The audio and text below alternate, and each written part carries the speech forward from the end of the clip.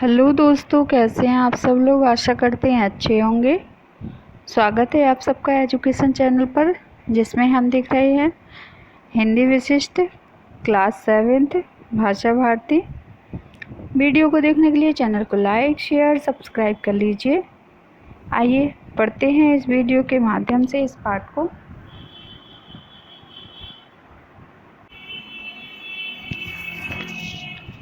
पाठ 19 ज्ञानदा की डायरी। आइए पढ़ते हैं इस पाठ के माध्यम से कि ज्ञानदा अपने डायरी में किसके बारे में चर्चा कर रही है। यह देखिए, ज्ञानदा अपनी डायरी लिख रही है यहाँ पर, और वह इस डायरी के माध्यम से कुछ बताना चाहती है। आइए पढ़ते हैं इस पाठ को। दिनांक 5 नवंबर 2005। आज भी मैं मुँह अंधेरे ही उठ गई।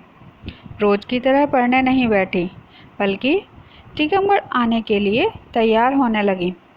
इस दिन की प्रतीक्षा मुझे काफ़ी समय से थी। मुझे राज्य स्तरीय शालेय हॉकी प्रतियोगिता में के लिए भोपाल संभाग से बालिका सीनियर वर्ग की हॉकी टीम के लिए चुना जा चुका था। संभागीय टीम ने मुझे जाने के लिए मुझे दूसरे खिलाड़ियों की कड़ी स्पर्धा मिली। अंततः चयन मेरा ही हुआ। भोपाल संभाग की टीम में चुना जाना मेरे लिए गौरव की बात थी। तो ज्ञानदा इस डायरी के माध्यम से बता रही है कि मुझे खेलना बहुत पसंद था और मैं खेल प्रतियोगिता में हमेशा पार्टिसिपेट करती थी। इसी तरह मेरे यहाँ हॉकी की प्रतियोगिता होने वाली थी, तो मैंने भोपाल संभाग से अपना प्रतिनिधित्व किया और मैं प्रतिस्पर्धा में जीत गई। भोपाल को हॉकी का गढ़ कहा जाता है।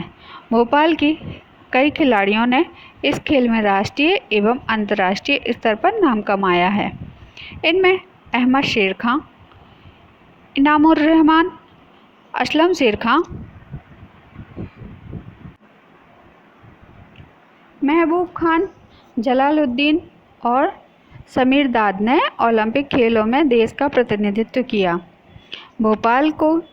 भोपाल के ही शाहिद नूर, दाऊद सलीम अब्बासी और यूसुफ जैसे कई खिलाड़ी एशियन खेल और हॉकी की विश्व कप प्रतियोगिता में भाग ले चुके हैं। भोपाल में होने वाले ओबेदुल्ला स्वर्ण कप हॉकी टूर्नामेंट को राष्ट्रीय ख्याति प्राप्त है। माँ ने मेरा आवश्यक सामान बांधने में मेरी मदद की और हर अच्छी माँ की तरह मुझे समझाया भी। माँ तो मुझे अब भी नन्ही सी बच्ची समझती है। मेरे लिए यह पहला अवसर तो था नहीं। मैं पहले भी मिनी और जूनियर टीम्स के साथ हॉकी खेलने बाहर जा चुकी हूँ। जब मैं रेलवे स्टेशन पहुँची, उस समय तक दल की दूसरी लड़कियाँ, कोच और मैनेजर वहाँ पहुँच चुके थे। लड़कों का दल भी था। स्टेशन पर बहुत चहल पहल थी, जो हमारे पहुँचने से भी बढ़ गई। ट्रेन आई तो हम सब अपने डिब्बों में चढ़ गए, अपने अपने स्थान पर बैठ गए। सभी लड़कियां आपस में खूब हंसी मजाक कर रही थीं। तो देखिए, अब यात्रा प्रारंभ होती है ज्ञानदा की हॉकी प्रतियोगिता की। यहाँ से हॉकी प्रतियोगिता खेलने के लिए सारी लड़कियां तैयार होकर ट्रेन में सफ़र कर रही हैं। लगभग 3 घंटे बाद हम ललितपुर पहुँचे। वहाँ के टीकमगढ़ आने के बाद बस में बैठे। रास्ते में हमारी कोच ने बताया कि टीकमगढ़ में हम जिस मैदान पर राज्य स्तरीय शालेय हॉकी खेलने जा रहे हैं, उस मैदान पर कभी हॉकी के जादूगर के नाम से प्रसिद्ध मेजर ध्यानचंद और उनके भाई कैप्टन रूप सिंह भी खेल चुके हैं। मेजर ध्यानचंद और कैप्टन रूप सिंह ने कई बार अपने उत्कृष्ट खेल से भारत को ओलंपिक खेलों में स्वर्ण पदक दिलाया था। मेजर ध्यानचंद का जन्म 29 अगस्त इसलिए राष्ट्रीय खेल दिवस के रूप में मनाया जाता है। इसी दिन को ग्वालियर में कैप्टन रूप सिंह के नाम से एक स्टेडियम का नामकरण किया गया है। ग्वालियर के शिवाजी पवार, शंकर लक्ष्मण और क्रिस्टी ने भी हॉकी के क्षेत्र में अंतर्राष्ट्रीय स्तर पर अपने नाम के झंडे गाड़े। तो देखिए, हमारे जो हॉकी के जादूगर कहे जाने वाले हैं मेजर ध्यानचंद, उन्होंने भी टीकमगढ़ के स्टेडियम में अपने खेल का प्रदर्शन किया था और उनके जन्मदिन के अवसर पर ही हमारे यहाँ राष्ट्रीय खेल दिवस के रूप में उनके दिन को सेलिब्रेट किया जाता है। यहाँ हमें एक विद्यालय में दूसरी टीम की लड़कियों के साथ ठहराया गया। खाने के बाद अधिकांश लड़कियाँ अपने बिस्तर पर लेट गईं। सभी थकी हैं, कुछ तो जैसे घोड़े बेचकर सो रही हैं। अब इतना लंबा सफ़र तय करके आई हैं तो निश्चित है सभी थकी होंगी और थकी होने के बाद सारी सो गईं। कल हमें अपना श्रेष्ठ प्रदर्शन करना होगा। मैं चाहती हूँ कि न केवल हमारा दल यह प्रतियोगिता जीते, बल्कि मेरा चयन भी राष्ट्रीय प्रतियोगिता के लिए राज्य स्तरीय दल में हो जाए। इसके लिए काफ़ी परिश्रम की आवश्यकता है। मैं जानती हूँ कि मैं यह कर सकती हूँ। नींद आ रही है, अब सोऊंगी। तो ज्ञानता का सोचना था कि मैं इस खेल को जीतकर राज्य स्तरीय प्रतियोगिता में शामिल हो जाऊं और राष्ट्रीय प्रतियोगिता में खेलने का अवसर मुझे मिले। तो जैसे प्रतियोगिता में संभाग होता है, जिला होता है, पहले जिला स्तर पर खेला जाता है, फिर संभाग स्तर पर और फिर राज्य स्तर पर, उसके बाद राष्ट्रीय स्तर पर खेला जाता है। तो ऐसे सीढ़ी दर सीढ़ी हमको आगे बढ़ते जाना पड़ता है। ज्ञानदा दिनांक 6 नवंबर 2005। सुबह नहा धोकर हम एक स्कूल बस में अमर शहीद नारायण दास खरे स्टेडियम पहुँचे, जो प्रतियोगिता का मुख्य क्रीड़ांगन है। क्रीड़ांगन मतलब खेल का मैदान। हॉकी का यह मैदान बहुत खूबसूरत है। चारों तरफ रंग बिरंगे झंडे फहरा रहे हैं। तो जब प्रतियोगिता होती है तो चारों तरफ मैदान को, स्टेडियम को झंडों से सजाया जाता है और सभी अपने अपने देश का, अपने अपने ज़िले का, अपने अपने राज्य का झंडा फहराते हुए अपने अपने स्टेट का प्रतिनिधित्व करते हैं, अपने अपने संभाग का, अपने अपने ज़िले का प्रतिनिधित्व करते हैं। प्रतियोगिता आरंभ होने से पहले सभी संभागों खिलाड़ियों ने मार्च पास्ट किया। मार्च पास्ट के बाद स्थानीय छात्र छात्राओं ने सांस्कृतिक कार्यक्रम प्रस्तुत कर सभी का मन मोह लिया। यहाँ के लोक नृत्य मोनिया ने तो जैसे समाही बांधी। ढोलक नगाड़िया की थाप पर हाथ में पकड़े डंडों की लय के साथ आपस में टकराते हुए जैसे समाही बांध दिया। टकराते नर्तकों के कदम बिना ताल के चूके थिरक रहे थे। खिलाड़ियों ने नियमपूर्वक एवं खेल की भावना के साथ खेल खेलने की शपथ ली। मुख्य अतिथि के उद्बोधन के बाद प्रतियोगिता आरंभ हुई। तो देखिए, कोई भी प्रतियोगिता आरंभ होने के पहले क्या क्या क्रियाकलाप वहाँ पर किए जाते हैं। तो पहले यहाँ पर मार्च पास्ट किया गया, फिर सांस्कृतिक कार्यक्रम किए गए और फिर खिलाड़ियों द्वारा शपथ ली गई और मुख्य अतिथि द्वारा उस प्रतियोगिता के बारे में, उस स्थान के बारे में कुछ शब्द बोले गए। आगे है, हमारी टीम का मुकाबला इंदौर संभाग से था। मेरी टीम के सभी 11 खिलाड़ी मैदान में पहुंचकर अभ्यास करने लगे। विपक्षी टीम मैदान में कुछ देर से आई। हमारे 2 खिलाड़ी अतिरिक्त खिलाड़ी के रूप में बाहर मैदान में बैठे थे। तो देखिए, क्रिकेट टीम में या हॉकी की टीम में कितने खिलाड़ी होते हैं? 11 खिलाड़ी होते हैं। तो 11 खिलाड़ी के अतिरिक्त 2 खिलाड़ियों को रखा जाता है कि अगर कोई खिलाड़ी को चोट लग जाती है, तबीयत खराब हो जाती है, तो उस समय पर उन 2 खिलाड़ियों को खिलाया जाए। मैच देखने के लिए बड़ी संख्या में दर्शक आए थे। गति और कौशल से भरपूर हॉकी का खेल हमारे देश में बहुत लोकप्रिय है। तो हॉकी जो है भारत देश का नेशनल गेम है, आपको पता होगा। तो हॉकी हमारे यहाँ बहुत ही उत्सुकता से देखा जाता है। हॉकी भारत का राष्ट्रीय खेल है, नेशनल खेल है। आज हमने जी जान से खेला और विपक्षी दल ने को खूब छकाया। हमारी कोच ने जो रणनीति बनाई थी, हमने उसका अच्छी तरह पालन किया। विपक्षी रक्षा पंक्ति काफ़ी मजबूत थी, पर हमारी आक्रामक फॉरवर्ड लाइन की खिलाड़ियों के सामने उनकी एक न चली। हमारी आक्रमण पंक्ति ने लगातार हमले पर कर उनकी हालत पतली कर दी। खासतौर पर हमारी लेफ़्ट आउट और राइट आउट खिलाड़ियों की तेज़ी तो देखने योग्य थी।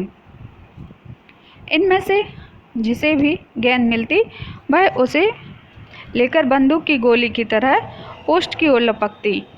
2 गोल इन्हीं के दिए पास हुए। हमारे ऊपर भी 2 गोल हुए, पर हमने 3 गोल दागे और हम जीत गए। तो देखिए खेल को खेलने के लिए कितनी मेहनत करनी पड़ती है और कितनी सजगता के साथ खेल को खेला जाता है। यहाँ देखिए विपक्षी टीम को 2 गोल मिले और हमारी टीम को 3 गोल मिलने पर हम लोग जीत गए। विपक्षी दल के खिलाड़ी ने खूब पसीना बहाया हमारी गोलकीपर रोजी ने अच्छा बचाव किया। दोनों रेफरी भी काफ़ी सजग थे। जरा भी फाउल नहीं हुआ कि उनकी सीटी बज उठती। विपक्षी खिलाड़ी का कैराट के बाद हमें मिले फ्री हिट को लता ने इतनी ज़ोर से लगाया था कि गेंद हमारी खिलाड़ी शबनम के टखने में जा लगी। उसे मैदान से बाहर जाना पड़ा। उसकी जगह अतिरिक्त खिलाड़ी स्वर्णलता ने ली। तो देखिए जो अतिरिक्त खिलाड़ी थे उसकी जगह शबनम के टखने पर चोट लगने के कारण उसको रेस्ट के लिए भेज दिया गया और अतिरिक्त खिलाड़ी को वहां खेलने के लिए बुला लिया गया। आज हमें 5 पेनल्टी कॉर्नर मिले थे, जिनमें एक पर मैंने ही गोल किया। विपक्षी टीम को 4 पेनल्टी कॉर्नर और 1 पेनल्टी स्ट्रोक मिला, पर वे सिर्फ पेनल्टी स्ट्रोक का ही लाभ उठा पाए। मैं खुश थी कि हमारी टीम मैच जीत गई, पर एक बात का मुझे दुख भी है। मैं हाफ बैक की जगह पर खेल रही थी। विपक्षी सेंटर फॉरवर्ड खिलाड़ी गेंद लेकर हमारे गोल की तरफ बढ़ी तो मैंने उसे रोकने के गलत तरीके से हॉकी स्टिक अड़ा दी, जिससे वह गिर पड़ी और उसका घुटना छिल गया। मैंने उससे क्षमा मांग ली, पर मैं सोचती हूँ मुझे उस समय सावधानी और कौशल से काम लेना चाहिए था। आगे इसका ध्यान रखूँगी। तो देखिए कैसे सारी लड़कियाँ अपने खेल को बखूबी खेल रही हैं और सभी जीतने का प्रयत्न कर रही हैं, चाहे वह विपक्षी टीम हो चाहे वह ज्ञानदा की टीम हो। दोनों टीमें बड़े ही सतर्कता के साथ अपने खेल को खेले जा रही हैं। देखिए स्टेडियम पूरा भरा हुआ है। 9 नवंबर 2005। परसों मैं काफ़ी थक गई थी। कल मेरी उंगली में गेंद लगने से दर्द था, इसलिए 2 दिन डायरी नहीं लिख पाई। अभी तक हमने अपने सारे मैच जीत लिए। सेमीफाइनल मैच में कांटे की टक्कर रही और अतिरिक्त समय देने के बाद भी मुकाबला 1-1 गोल की बराबरी पर छूटा। आखिर पेनल्टी शूट आउट से फैसला हुआ। हम 4 गोलों के मुकाबले 5 गोल से जीते। हमारी टीम उम्मीदों के मुताबिक फाइनल में पहुंच गई। अभी तक मेरा खेल अच्छा रहा। रीता मेरी अच्छी सहेली बन गई। वह मध्य पंक्ति में सेंटर हाफ पोजीशन पर खेलती है। तो देखिए जैसा ज्ञानदा ने सोचा था वैसा ही हुआ। उनकी टीम जीत गई और उन्हें फाइनल में खेलने की परमिशन मिल गई। आज हमारी टीम ने लेफ्ट इन मालती और विपक्षी दल की राइट इन सरोज आपस में उलझ पड़ी। दोनों रेफरियों में हमारी कैप्टन सुजाता ने बीच बचाव किया। मुझे यह बात ठीक नहीं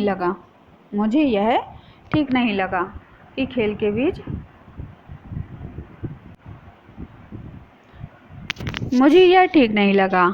खेल हम सिर्फ जीतने या मनोरंजन के लिए नहीं खेलते हैं। खेल हमें अनुशासन, धैर्य, सहिष्णुता, उदारता और हार जीत को समान रूप से लेने का गुण भी सिखाते हैं। खैर अच्छा हुआ कि मालती और सरोज ने अपनी गलती मान ली और आपस में हाथ मिलाए। शाम को दोनों देर तक बातें करती रहीं, जिससे लगा कि उन्होंने खेल के दौरान हुए झगड़े को तूल ना देकर सहज ही भुला दिया हो। तो देखिए खेल में लड़ाई झगड़े तो होते ही हैं, लेकिन देखिए दोनों में कितनी समझदारी थी कि दोनों ने अपनी अपनी बातों को वहीं समाप्त करके और आगे बढ़ना शुरू किया। आज पेनल्टी कॉर्नर लगाते समय कुछ दुविधा में पड़ी। मेरी साथी ने डी पर जैसे ही गेंद को रोका और मैं हिट करने जा रही थी कि मेरे ठीक सामने विपक्षी रक्षा खिलाड़ी झपटती दिखी। मैंने तत्काल गेंद बगल में खड़ी कैप्टन सुजाता की ओर पुश कर दी, जिसे सुजाता ने गोल को डालने में कोई गलती नहीं की। मैच के बाद मेरी कोच ने मेरी सूझबूझ और तत्काल निर्णय लेने की मेरी तारीफ की। तारीफ सुनकर मुझे बड़ा संकोच हुआ। खेल तो मिलजुल कर ही खेला जाता है। व्यक्तिगत उपलब्धि से अधिक दल का हित सर्वोपरि होता है। अगर मैं स्वयं प्रहार करती तो हो सकता विपक्षी खिलाड़ी गेंद रोक लेती और मेरा प्रयास बेकार जाता। खेल तो सिखाते हैं कि परिस्थिति के अनुरूप तत्काल निर्णय लें और उसे व्यवहार में लाएं। मैंने वही किया जो मुझे करना चाहिए था। अब तक सब कुछ ठीक हुआ, पर असली और कड़ी परीक्षा तो फाइनल में होगी। अब तक के मेरे प्रदर्शन को देखते हुए मुझे पूरा विश्वास है कि मेरा चयन राष्ट्रीय प्रतियोगिता के लिए हो जाएगा। मेरा काम प्रयत्न करना है, आगे और कुछ सोचना नहीं चाहती। कल हमें जीतने के लिए अपनी सारी ताकत झोंकनी पड़ेगी। कल शायद डायरी ना लिख पाऊँ, क्योंकि हम शाम को वापस लौटना चाहेंगे। ज्ञानदा हॉकी खेल की तकनीकी शब्दावली के रूप में इस पाठ में अंग्रेजी शब्द आए हैं जिसके अर्थ निम्नानुसार है। तो यहाँ यह पाठ हमारा समाप्त हुआ। ज्ञानदा आगे देखिए, ये जो शब्द आए हुए हैं उनके बारे में दिया गया है कि इन शब्दों का क्या अर्थ है और किस लिए इन शब्दों का खेलों में प्रयोग किया जाता है। जैसे टूर्नामेंट खेल प्रतियोगिता, खेल स्पर्धा, टीम, दल, ओलंपिक, अंतर्राष्ट्रीय स्तर की सबसे बड़ी खेलों की प्रतियोगिता जो हर चौथे वर्ष आयोजित होती है। कोच, प्रशिक्षक, मैनेजर, व्यवस्थापक, मिनी, छोटा, जूनियर, कनिष्ठ, सीनियर, वरिष्ठ, स्टेडियम, खेल का मैदान, चारों तरफ से दर्शकों के लिए सीढ़ीनुमा बैठने की जगह होती है। मार्च पास्ट, कतारबद्ध होकर चलना, अभिप्रायण, कदम ताल। गोल पोस्ट, मैदान के दोनों छोर पर स्थित वह स्थान जहां गेंद डालकर गोल किया जाता है। हॉकी खेलने में इसमें 4 स्तंभ के सहारे 3 तरफ लड़कियों की पटिए और जाली लगी होती है। लकड़ी के पटिए और जाली लगी होती है। गोल लक्ष्य, गोल पोस्ट के भीतर गेंद डालना। गोलकीपर, गोल रक्षक, गोल का बचाव करने वाला मुख्य खिलाड़ी जो गोल पोस्ट के निकट रहता है। हॉकी स्टिक, विशेष बनावट की एक सिरे पर मुड़ी एवं चपटी छड़ी नुमा लकड़ी, जिसे हॉकी खेल में गेंद से खेलते हैं। पास, एक खिलाड़ी द्वारा दूसरे साथी खिलाड़ी को गेंद देना। गोल लाइन, गोल पोस्ट की तरफ खेल के मैदान की सीमा रेखा। साइड लाइन, मैदान की लंबाई में बनी सीमा रेखाएं। टॉस, पक्ष और विपक्षी टीम के कप्तानों के बीच का सिक्का उछालकर यह निर्णय करना कि टीम टॉस जीतने वाला मैदान का कौन सा छोर पहले लेगा। फ्री हिट, किसी टीम के खिलाड़ी के फॉल करने पर विरोधी टीम को गेंद पर प्रहार करने का अवसर दिया जाता है, जो फ्री हिट कहलाती है। हिट के समय दूसरे खिलाड़ी कम से कम 5 गज दूर रहते हैं। हिट, गेंद पर जो प्रहार कर धकेलना।